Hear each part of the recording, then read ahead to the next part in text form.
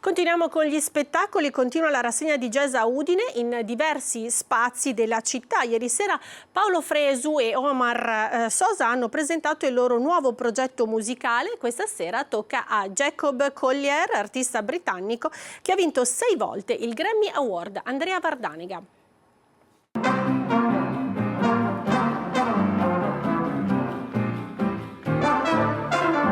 La magia della tromba di Paolo Fresu, l'energia ritmica e la sapienza armonica di Omar Sosa, ingredienti perfetti per una serata di jazz incantevole sul palco del Castello di Udine.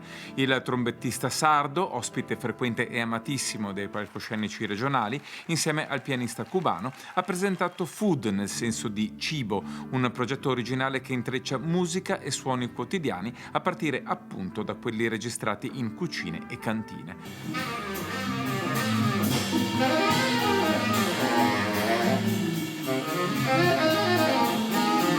In precedenza, in corte Morpurgo, era stato invece l'Organ Madness Trio ad aprire la giornata del festival. Daniele D'Agaro ai sassofoni, Mauro Costantini alle tastiere e Uti Gandhi alla batteria hanno presentato un programma che alternava le composizioni del tastierista agli standard di Duke Ellington e di altri grandi del jazz. Stasera in castello tocca a Jacob Collier, il cantautore britannico premiato 6 volte con il Grammy.